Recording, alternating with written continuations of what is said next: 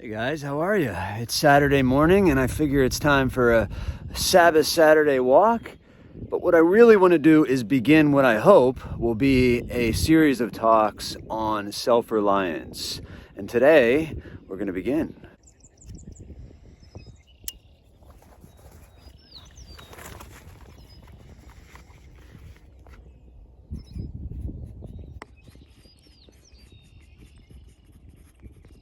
And I'd like to begin by painting with a wide brush, by breaking down what is now quite a popular buzzword, self-reliance. Now, we could all too easily get bogged down in a philosophical discussion on what it means to be a self, but let's trust intuition on this one and not get bogged down in that question for the time being, and just assume that a self is an individual and that you actually know what that is. Okay, so assuming we know what identity is, and we're not going to get bogged down in the narrative structure of our mind or the skin-encapsulated nature of our ego, we're going to move on to reliance. What does it mean to rely?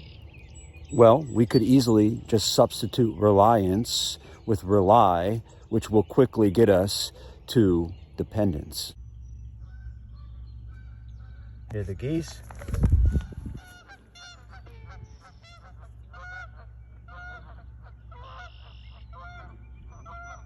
Now, I don't know about you guys, but one of my worst nightmares is having some sort of debilitating physical injury, like falling off a ladder while I'm painting a house, not being able to take care of myself physically, being dependent on somebody else. Now, in many ways, this is out of our hands, but what I worry about is that it seems like much of the populace is ready to hand over both physical and intellectual dependence to others or to a group of people, otherwise known as collectivism, which is diametrically opposed to individualism. And that's what I want to discuss today.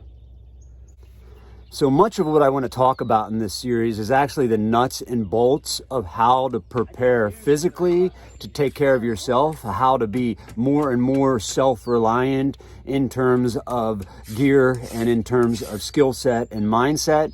But the mindset is what I really want to start with, because I think we all have a basic understanding of what it means to hand over our individual rights to a collective like a government.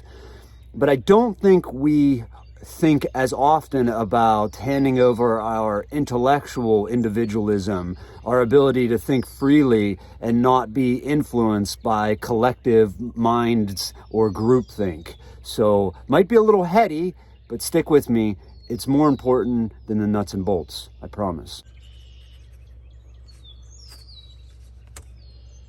So many of you already see the obvious objection, which is a radical individualism is nearly impossible. We are social animals and we have families and we're made, if you will, to interact with others. I'm not opposing that. Obviously, that's true and it's healthy to interact with others. That's not what I mean by radical individualism. What I mean is avoiding collectivism to the degree that it leads to tribalism. Bear with me while I flesh this out. While I've been thinking in this line since my late teens, this is the first time I've ever attempted to express self-reliance as clearly as I hope to in this series.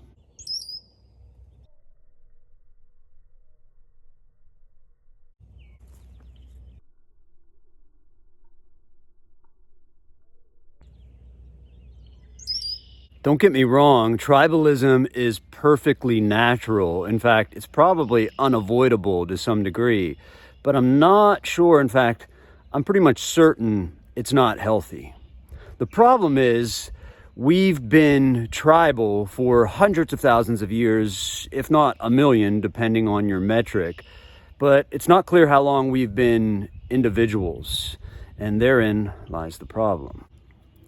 short tangent here. So in Kurt Vonnegut's novel Cat's Cradle, he creates this fictional religion, which is more or less the popular religion, called Bakunism. And in Bakunism, there are these things called Granfaloons, and they're essentially false groups that people associate with and put stock in. And he calls that a false cuirass. That's essentially like, oh, you like the Pittsburgh Steelers? So do I. That makes us brothers and we agree on everything. Or you went to the same college as I went to? Or you have the same last name as that other person that I know is a good person? That must mean you're a good person. This is silly tribalism or groupthink. And he attempts to get us to think in terms of radical individualism by mocking or making fun of these groups called Granfaloons. Check that out. These are Johnny Jump Ups, the first spring ephemeral flowers of the year. Now you might ask, what's so wrong with tribalism or collectivism? And in my opinion, it's that it often forces you to think in false binaries, which is to say it presents you with two clear-cut alternatives, either group A or group B, and because they're so well defined, it seems as if those are the only choices you have to choose between. But in reality, life is much more nuanced and there's much more gray area than there is these clear-cut black and white decisions. So in my opinion, orthodoxy of that sort is to be avoided, but so is heterodoxy, which is this alternative camp of thinking, again, a false binary, that is always contrary to the popular sentiment, and no mainstream narrative is ever to be accepted. That's also faulty in my mind. So what does it mean then to live a self-reliant life intellectually? Well, as lame as it sounds, I think it means to think for yourself and to live as much as possible firsthand. Now, of course, you can't do this entirely. You are subject to biases. Everyone is, and they depend on your economic, social, political upbringing and on your sum total of experiences. But the more you're aware of those biases, the more you can compensate for them and see objectively. And this is almost where the video ends because I dropped my phone and microphone in the water trying to get B-roll. Thankfully, I got it out quick and everything seems in order. Check 1 2, check 1 2, check check.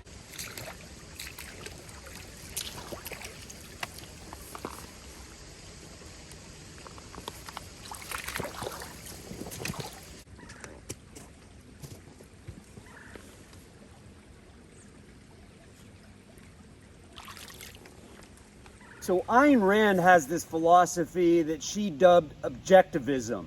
And if you haven't read Ayn Rand, I would suggest checking out The Fountainhead. Now, hold on. Anytime her name is mentioned for some reason, especially in the intellectually snobby communities, people roll their eyes. And I always ask, have you read her? And they say, no, but I've read it. You lost me. As soon as you say no, but, I know you are what she calls a second-hander, which is to say you're getting all of your experience secondhand, or most of it, and you're drawing conclusions and basing your opinions on that. Now, of course, we all need secondhand information because we all, like Newton, want to stand on the shoulders of giants so that we can see further. But there's nothing like firsthand direct experience, and I think that's largely what it means to be a self-reliant person. Now, I could go on and belabor the point, but I think you get it. Let's move on, shall we? So the last connection I wish to make here is that we are not individuals in isolation.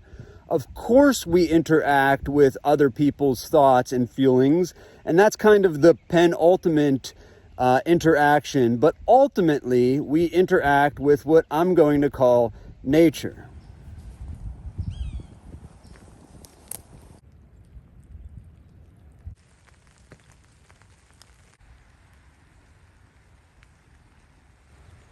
Starting to spit a little bit, so the umbrella shall go up and we shall continue. And when I say nature, I really do mean in this context, outside, the outdoors, as it were.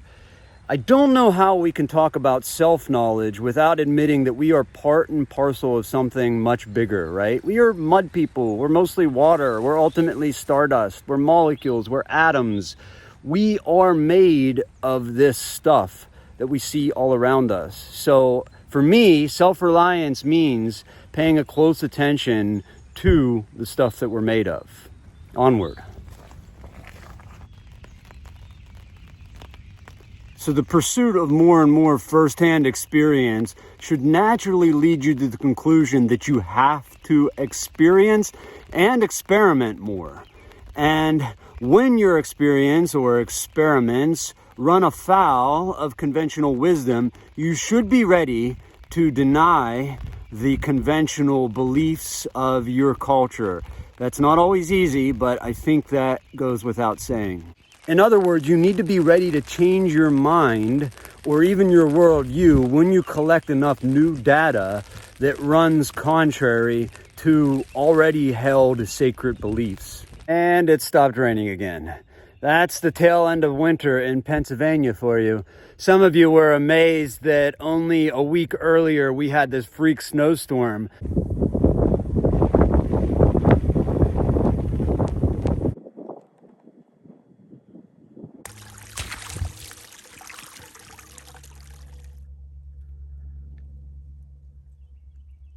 Almost no snow left. Can you believe it? We just had 4 or 5 inches. But that's the reality of late winter, early spring in Pennsylvania. It's also why it's so frustrating to grow fruit trees here, because we can get late frosts all the way into late April, even early May, and the trees are already blooming by then. Anyway, let's wrap this up, shall we? All right, so final thoughts on the introduction to this series. Ultimately, you are your own man or woman or whatever you want to call yourself in 2022. And nobody owes you anything. You don't deserve anything except freedom.